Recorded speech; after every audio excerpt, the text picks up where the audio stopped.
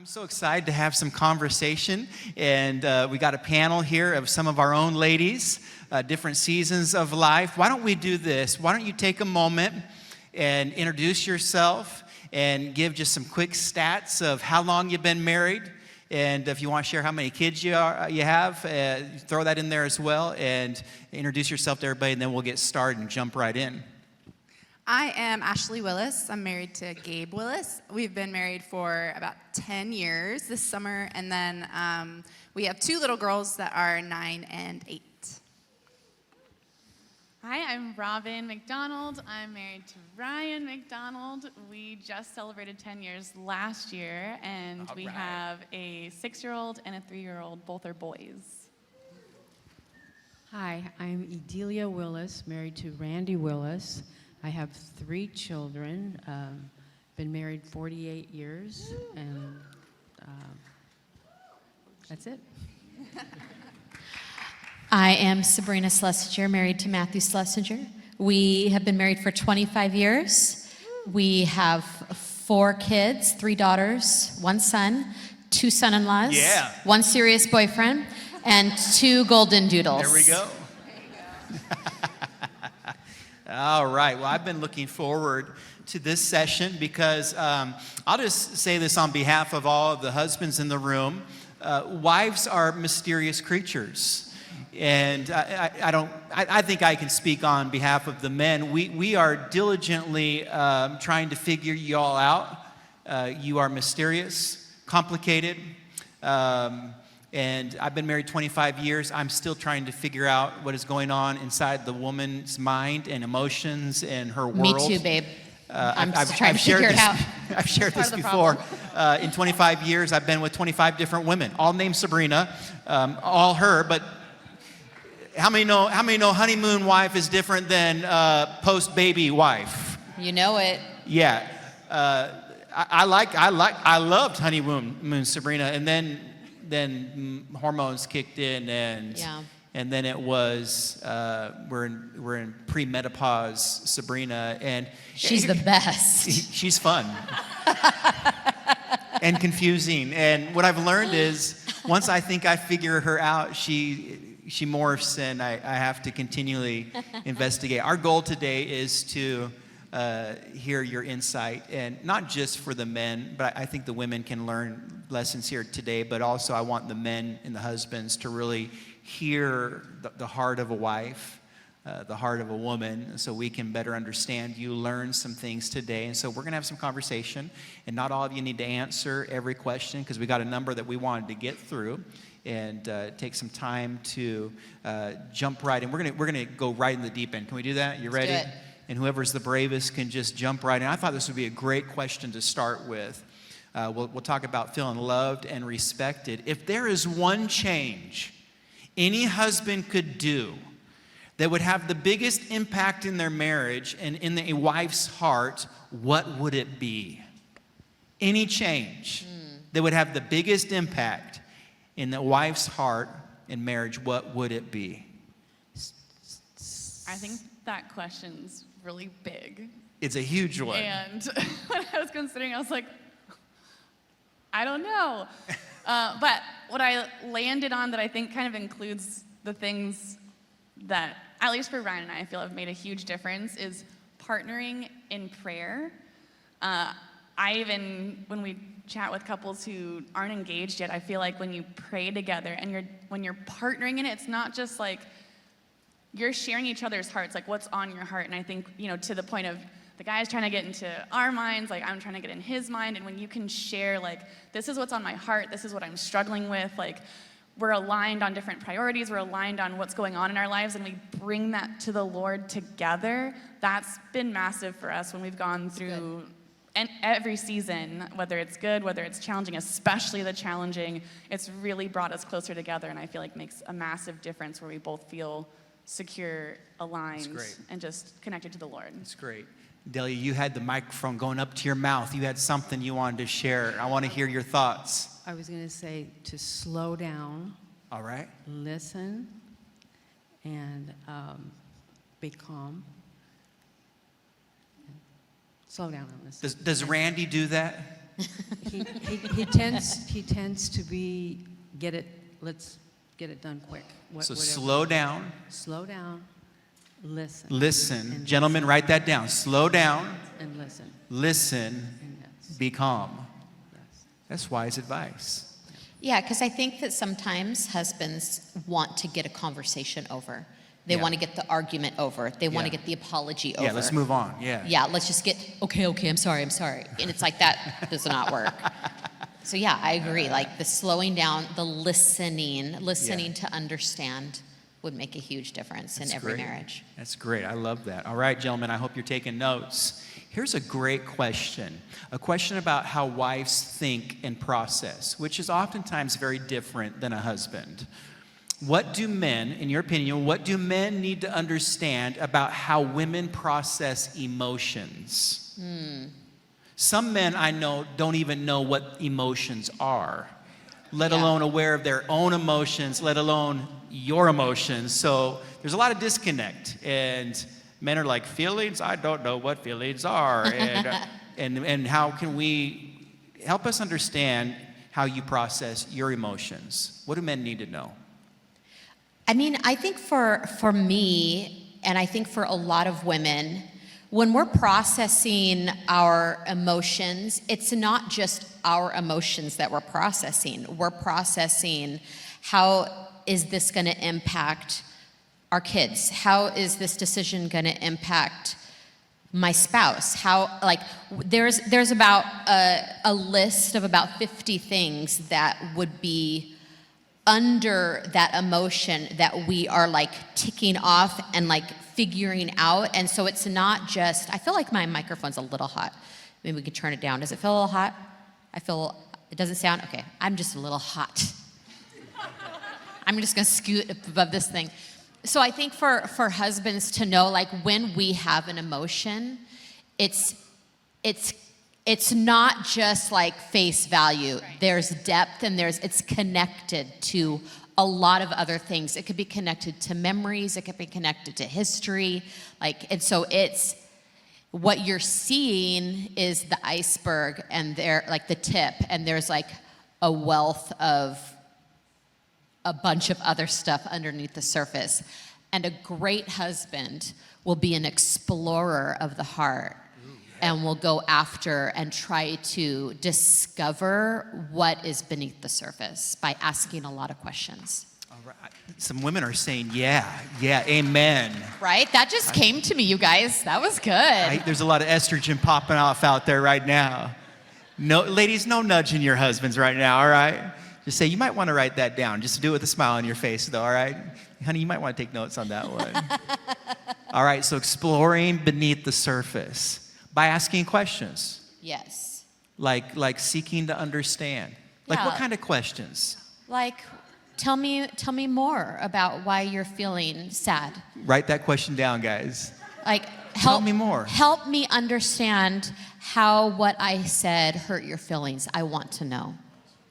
Tell me why this feels so weighty and heavy for you, because I can see that it's heavy for you. And like for me, it's hard for me to see that. I'm talking as a dude right now. For me, it's hard for me to see that. But like, I really want to know, like it doesn't seem like a big deal, but it looks like it's a big deal to you. So I want to understand, why is this such a big deal to you? Okay, all right. Guys talk like It's this. like what we talk like, so yeah. Ashleigh, do you have something to pipe in there? I just want to add that in general, we are unpredictable, and sometimes the emotions come from out of nowhere. Yeah. But then also, I feel like something I realized that was interesting lately was with us, he can be bothered when I'm bothered, and almost like bothered that he's not sure when that emotion is going to end. And I think I really want him to understand that those emotions come and go just as quickly as they came. They can also go, so don't worry. Like, because sometimes he'll say, "Are we gonna have a good day today?" And I'm like, "Oh, I got this." Like, I'm literally turning the page right now. But, but sometimes it can seem like it's gonna last all day. It's like it can come and go. Yeah, I think to that point, Ryan and I were talking about this, and I feel like we've gotten to this point where Ryan knows that he just needs to ride the wave. And so, like, I'll be processing and sharing something, and I'm like, da da da, I don't know, maybe I'm just upset because da da da da da, and then da da da, and he'll just kind of like wait it out. And usually, like, we'll get to the point where if the way I communicated was maybe like mean or like I was being nitpicky or whatnot, then I'll usually like, I'm sorry, I shouldn't have da da da. And then there's like a clear, like, without him saying anything, we like whittle our way down to where I'm like, I think it's this. And he'll be like, okay. And so sometimes, like, it's just, we need the space to process. Yeah. And you don't have to like try and fix it or figure it out. good. Like, Good, yeah. sometimes we just need to like let it out, and we want you to be that like sounding board where we can just say it to you and like get to our conclusion. Yeah. I feel like. Okay, I like that. So, Yes. because husbands, we like to fix stuff. Right. If it's leaking, we're gonna get the wrench, we're gonna fix it. Like, I wanna know if there's something wrong, let's fix it right now. You should do this, you should do this. Have you tried this? Sabrina's never wanted that kind of feedback. So when I like that, riding the wave. Does he tell you that while you're in it or afterwards? Does he say, hey, let's just ride this wave, baby?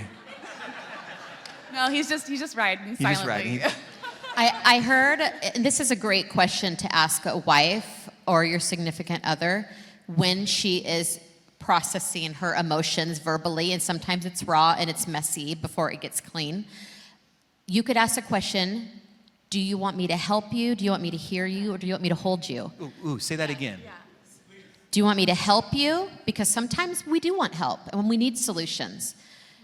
Do you want me to just hear you? Do you need like me to be a sounding board, just a safe place for you to vent and get it out? Or is this like one of those moments where you need me just to hold you in the process? And sometimes it's all three and in different orders, but your significant other will tell you which one she needs in that moment. That's so good. Help, hear, or hold. So Write that down. That wouldn't make you ladies mad in the moment for a husband to ask like that blatant of a question? Like what No, how, that would be what do you need from me amazing. right now to help you in this? It would be like, how would you like, what do you need from me in this moment? Do you need me to help you? Do Help you want me to you. offer you help? Do you want me to hear you? Hear Or do you you. want me to hold you? Hold I like you. that you're giving the options too, because Yeah. I think if it was just the open-ended, like, what do you want from me right now? Or like, Yeah. how can I help you right now? It's like, I don't know. Right. But I think the options help because it's It's like, good. And it helps us to think through what Right, we need. exactly. Yeah. Good. Fellas, I hope you're taking note of that. That's good right there. Like that could save you a lot of heartache and drama up in your life. Just that, baby. What do you need from me right now? Do you need me to help you? Just hear you? Or come here, hold you? Your wife, you know what would happen? Your wife would pass out from shock. Listen, there'll be a whole lot more lovemaking if you do that and you say, oh, I'll just hold you. Okay, baby. How many wives out there would just love it if your husband would just try that? Would be okay with that? Yes, yes. So good. here's a question off script. Talking about an angry wife, like legit, not like crazy, but just like, because women can be unpredictable at times by your own admission, like, It's true. because emotions can be all over the place. And I can't speak for all wives, but in my experience, a mad wife can be a scary thing. It's like an angry tiger that I don't know how close to get. We don't know what to do.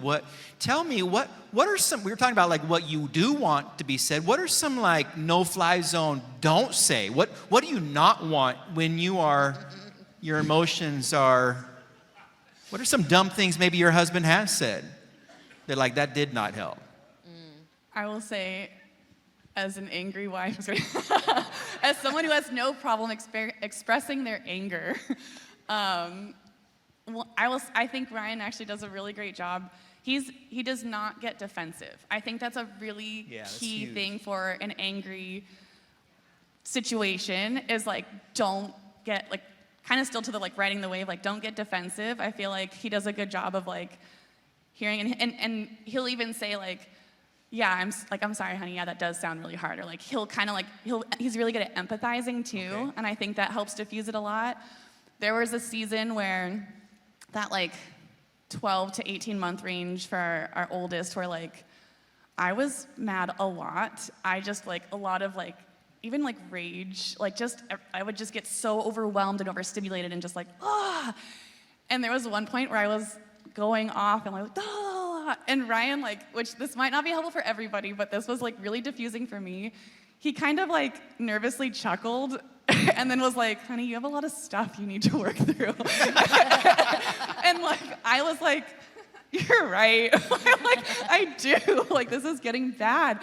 And I think if you can, like, I would say the biggest thing with that, though, is that, like, he didn't take it personally. Yeah. He wasn't in fight or flight. He didn't get defensive. Like, he was able to kind of, like, put up a mirror and, like, in a lighthearted way. So it's, like, either keep it lighthearted or empathetic, I think makes a huge difference. That's great. It's hard not to take it personal, and Yeah. it's hard not to be defensive when someone's angry, especially the tone or the, like, wait a minute, what did I do here? And I think our natural self-preservation of humanity is to fight back, and it takes a lot of care, I think, and self-control to not reflect that back, but actually be a diffuser and a peacemaker with the right words and the right tone, the right attitude. I don't find it helpful when a spouse may say something. A hypothetical spouse. Hypothetically, when you're angry and it's like, you need to calm down. That never works, does it? It doesn't really help. Or like, if your guys are upset and you need a timeout and you come back, not you particularly, but anyone, and you like come back after like a little break, timeout, calm down. Are you ready to talk yet? Like, oh gosh. Well, I was, but now I'm ready to fight again. But no, I do think it's important it's so helpful. And we as wives, we need to own when our anger is out of control. It's true, like we need to get a leash and like a rein on that. But I think it's so beautiful when you have not reacted to my anger, but you have, because I think it's easy to do. It's like you just want to react to the emotion rather than like what we were talking about before, dig deeper and ask questions to find out why are we so angry. So when you don't capitalize on the emotion and you actually dig deeper, it's so helpful. But when you just focus on the anger, then it's just going to tick us off more. That's helpful. That's really helpful and insightful, all your feedback. I think it's priceless. Let's switch gears and talk about intimacy and connection for a few moments. All of you have been married for a number of years now and beyond the honeymoon phase of marriage. Can you speak to how intimacy has changed over the years? And I'm not asking for vivid details, please don't, especially Sabrina. But by the way, whenever we do marriage stuff and we talk about sex, Sabrina has no problem talking about the details. I'm like, babe, you need to like keep it on the DL a little bit more. And Sabrina will give you all the tips and tricks. And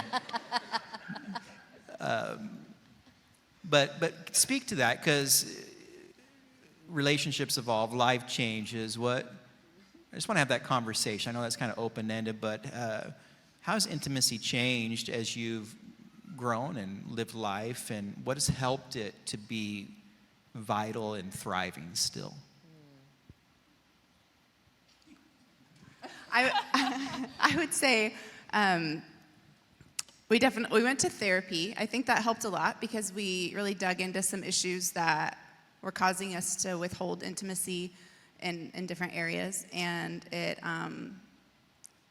the end result ended up being that we definitely had more of a sense that we were on the same team in all those areas. And like in areas where he felt insecure or areas where I felt insecure, understanding that we can trust our partner or trust each other, and that we're safe there. You know, that's a safe place. That's great.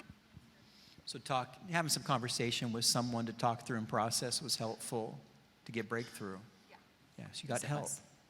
I don't know how many people are in this category. I was raised in like the purity culture dynamic, so Ryan and I, we we waited to have sex until marriage, and poor Ryan was very excited, and I was terrified because I'd been told that sex was, like, not necessarily that it was, I was told it was for marriage, but all of the, like, don't do it, don't do it, don't do it, it's bad, it's bad, it's bad, it's bad, until, you know, this one day and this one moment where now it's okay.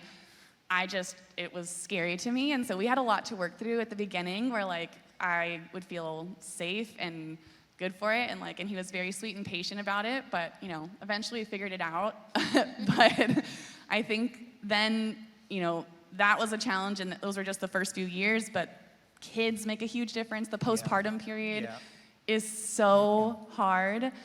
One, because of just how your body is, your desire, all the hormones and stuff, like, your body's like, we just made one, like, why would we do anything to do that again? It's recovering.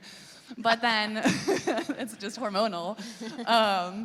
But I think even to, like, the insecurities, like, that come up, like, your body's not the same, like, you're feeling all the different ways and stuff. So I think to what Ashleigh was saying, the times where we've had more challenges, when we felt like a team, and, like, we've got, like, the inside jokes, we're being friends, like, that area ends up just doing so much better, and it just feels so much better, it goes better. But I think it's honestly what's happening outside the bedroom throughout the day that lends to that actual intimate time, is whether or not you're connected. So good.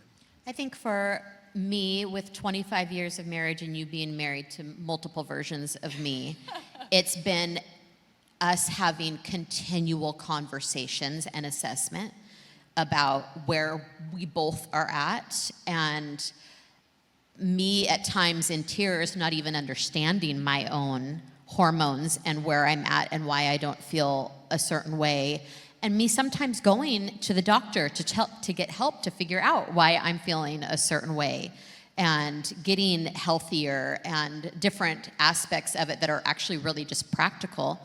And so for us, it's been not a one-time conversation. It's been many, like, in this season, like, what's your expectation? What's my expectation? And can we find a place to meet in the middle? Because at the end of the day, I am the only one biblically and legally, and he for me, that can meet this need. Like, outside of him and me with one another, it's illegal in the kingdom of God, and it will do damage and destruction. And so because of that, we have to have a plan for our sex life, and a plan that works for both of us in different seasons. And he's been very gracious, because he's been Mr. Consistent. I'm the inconsistent one. And so I appreciate the graciousness, and you even becoming informed on what's going on in my body at different seasons of my life. Postpartum, I went through 7 years of depression. Now I'm in perimenopause. Like, it's a lot of different things at different times, and I don't even understand it all. And so I'm able to, like, send him articles, and we talk to our doctors, and we figure out what's going on, and then we evaluate what's best in this season for us. Go ahead. I have one more thing to add. I recently heard someone say the phrase it sounds funny, but being joyfully available. And I think that's so funny. However, it's so good, and it really, it goes with just like what the word says, which I don't remember the exact scripture, but talking about how just being available to your spouse. And one funny thing I realized, like, this last year, you know the phrase, happy wife, happy life, right? Yeah. Well, I want to challenge that and say, happy husband, happy wife, happy life. I like that. Yeah, let me just say Joyfully too, like, I available. think we as wives can make sex all about us. And what I mean is, if we don't want to have it, then no one's having it. And it's just like, you just have to deal with it, right? Like, well, I'm not in the mood, and so deal with it. And I don't think that that's good for us as wives. Like, I'm not saying that we should roll over at every moment. Like, there needs to be balance. There needs to be emotional intimacy. There needs to be spiritual intimacy. But, like, there also needs to be physical intimacy, and it is a gift that we have to offer our husbands. And it does more for them than most of the time, for most of us, that it does for us. And that is okay. It's one way we can radically serve our husband, and we can serve our marriage. And so make sure that even if it's not a priority for you women in a season, know that it still is a priority for your husband, and meet that need, because how else is he going to get that need met? It's important. It's important for a marriage, and it's important for a husband. Joyfully available. Joy, that's so cute. I love that. I like that. I can't take credit. And if you need to fake the joyful, fake the joyful. Okay. I want to take it a little bit deeper. This is a good topic. I like this topic. I'm curious. 2 questions I want to follow up with. The first just revolves around the conversations of talking about the expectations, the need, even the frequency. Most couples that I interact with don't talk about their sex life. It's almost taboo. It's uncomfortable. There's a lot of insecurity around it. Oftentimes there's a lot of resentment there. It's a very touchy, sore subject. There's a lot of pain and disappointment around that. And couples will go a long time without ever actually being able to have a healthy conversation around that. In fact, some might be here today and even nervous to talk about the subject of sex because it's going to turn into an immediate fight. Yeah. And so why is sex such a hard subject for married people to talk about? Why do you think they don't? Or am I off? I think it's the way you were raised, maybe. The way you're raised? Mm-hmm. You were raised that you weren't to talk about it, and if your parents didn't talk about it, it's Yeah, difficult. that's good. Mm-hmm. Yeah, but you need to get over that. Get over it. Yeah. Yeah. Get over it. That's good. I like it. It's true. I think the church has, for a long time, done a poor job at not addressing it. That's why we talk about it. People are like, you should talk about that. You talk about that, church? Where else are you going to get it? Like a good, accurate biblical perspective on your sexuality. I think we need to. It's Sabrina's favorite subject. She talks about it all the time. And it's true. I love it. And you know why? Because I grew up in, and I've talked to my mom about this, and she's given me permission. I grew up in a household where if sex was talked about, it was talked about very negatively. My mom was date raped, she was molested, and she would frequently tell me, which is not healthy, how much she hates sex and how much I'm gonna hate sex. And like, it's just not great. And so that was the atmosphere I grew up in. And I was like, I don't want that to be my story. I want to celebrate this beautiful thing that God created for husbands and wives. And it's amazing. It's freaking amazing. Like, it's such a cool thing when it's done right. And it can be so much fun. And so for me, I talk about it passionately because of my history. And I want people to feel safe in talking and asking questions, because it can be such a taboo subject for so many people. I would agree. I think the older generation, it was like, you were not to talk about this, and especially at church, it was like, no one talks about this. And so I do love this generation coming up that's willing and open to having the conversations, because I think it's really healthy, and I think it's really important for us to have these kind of dialogues. I do think it's hard to talk about with your spouse at times, because like, you are the most vulnerable. Like, right. You're literally naked. Like, every part of you is exposed. You are in the most vulnerable positions. Like, I mean, it's so just in itself, it's so awkward. It can be, and so sensitive. And so we can take it like as a personal rejection, or like, I'm not doing good enough, or I'm not enough for you. Like, we can internalize that process when our spouse is like, hey, I would rather you do this, or I'd rather you not do this, or this makes me feel uncomfortable, or I really enjoy this. So, but those kind of conversations need to be happening And the more that they happen, if that's awkward for you in the moment, then talk about that later and have a safe space so that eventually you can talk about things in real time. Well, I'll say too, I'm hoping this will be a hack for the men, but if your wife doesn't feel attractive, if she's not like totally sold on that, you just think she's the most beautiful woman in the world, like, and then a like genuine, not just like, yeah, you're pretty, or like, yeah, you look beautiful, or like, yeah, you look nice. It's like, you gotta get creative with it. She has to be sold that she's just like the most beautiful.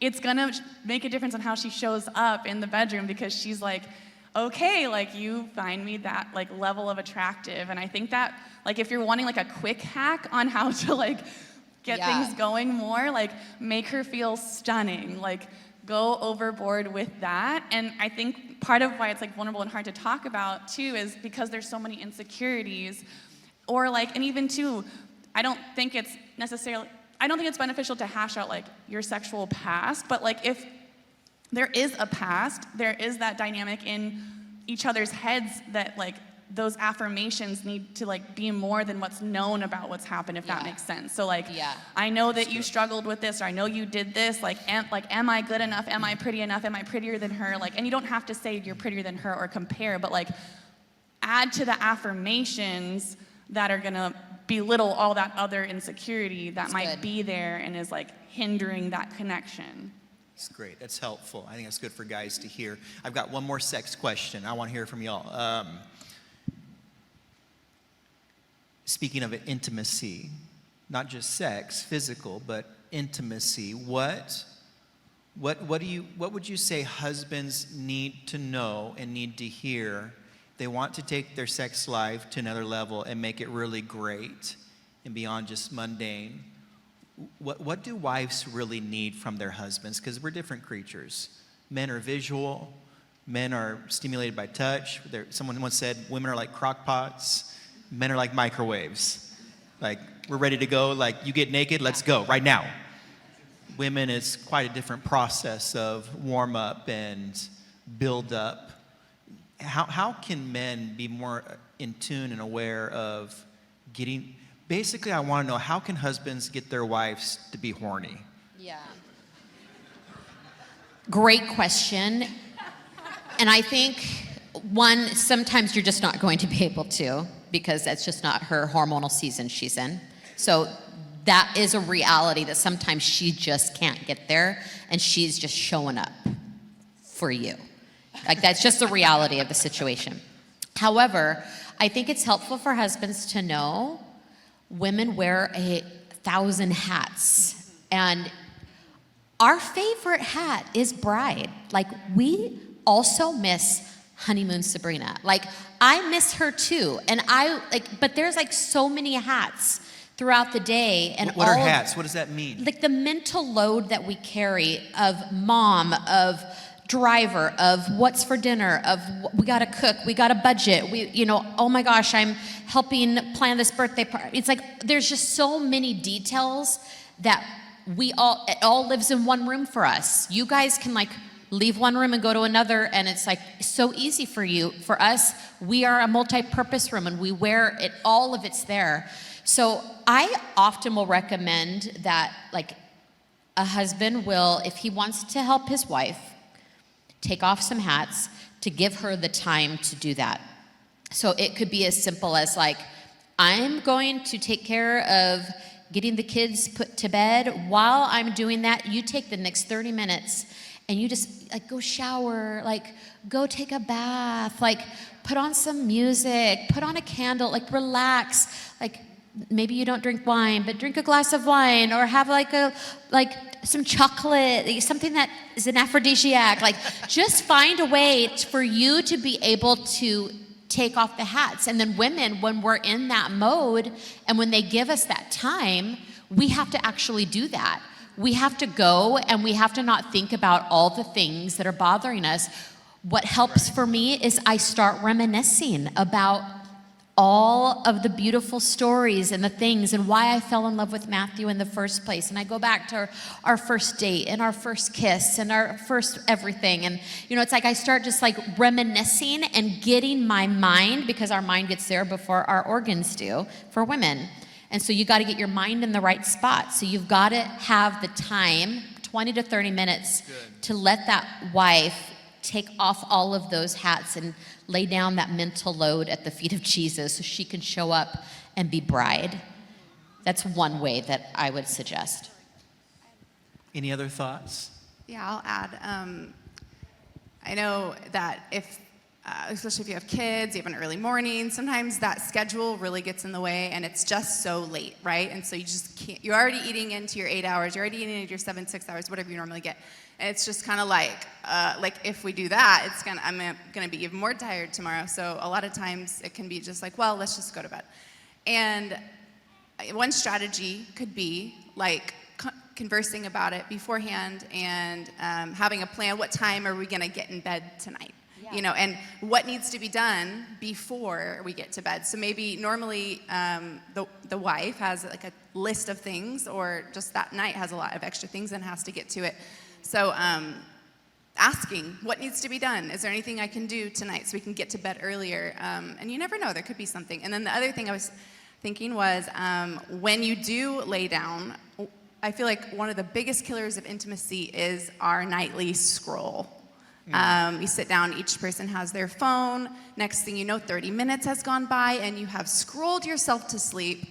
And then is there any energy left to reach out to your partner and start touching each other? Is there any energy left? You've given all your energy to your phone. Yeah. And so I really am a proponent for the idea of prioritizing intimacy, maybe giving yourself like the 5-minute scroll or whatever, and then making contact with your spouse. And then the very last thing is if your wife likes massage her. Yes. Yes. That was an emphatic yes. It was. Sometimes it's all we get out of it. Like, sometimes. Hypothetically, sometimes that massage is like the most enjoyable part of intimacy for us. That's what I'm talking about. We got to bring all the details in here. All right. I would also say, obviously you need to know your wife's love language, so this will hit different with everyone. But if your wife has any, and most do, love words, you need to get specific. Like, don't get vague. I love you, you're just so great. Well, why am I great? Well, because you're just wonderful. Well, why am I? Because you're just the best. Like, that's not helpful. I want to hear, like, I loved watching today how you talked with our girls and you took the time out. And, like, the girls feel so safe to talk with you. I love that about you. Okay. Let's go. Specific. Yeah. The more specific you get, not like just about your body, because it is important. I do agree. Like, make her feel stunning, but also make her feel so like you're wowed by her and like really grateful for a specific thing. Like, you are such a good cook. Yeah. He would not say that to me because you DoorDash so good. And I love how you make sure that it's here by 5:30 every night. Be specific in your praise. That's helpful. So some intentionality. I appreciate being intentional, like even planning, which kind of for a lot of people they think that goes against the grain of being romantic, but I'm all for like being sporadic, but that's natural early on. But I think as you grow in maturity, there needs to be intentionality that you can look forward to this. Mm-hmm. I remember when we were first married, we had a couple in our church, and they were older, and at least I thought they were older. They're probably my age now, but they seemed really old. And somehow word got out that Thursday night was Thursday night. You know what I'm saying? Like, it was the night of the week. And I thought, how weird. One, I don't want to know. Dolores and Larry Cooper, that was their name. I don't want to know what night. Dolores and Larry are doing it. And I don't know how that got out, but I thought, how boring is that they've planned and scheduled a night? Like, just be sporadic. But the older I get, the more I would be an advocate, actually, for being intentional. Here's what I want to communicate. You schedule things that are important. Yeah. You block out things that matter. And I don't think it should only be a scheduled time frame of your week. Leave room for whatever to happen, but I think there is something to be said of looking forward to that planning, so you're both on the same page, expectations are heading the same way, and you can actually leverage that for build-up and preparation as you get to that point. I think it actually is healthy. To maybe if there's been some dry seasons in that area of your life, just begin to be deliberate and say, okay, we're gonna make sure this is important to us. So we're going to make sure we don't miss it, and we're having these conversations about what our needs are in this area. Yeah. Amen. Amen. All right, we are out of time, ladies. I appreciate your feedback. I wish we had more time. We had a lot more questions to get through. We got hung up on sex, and you got us stuck on sex. You just kept asking, and it just but kept it's going. okay. Gentlemen, I hope you took good notes. Can we give a big round of applause to our North County wives? Love you, appreciate you so much.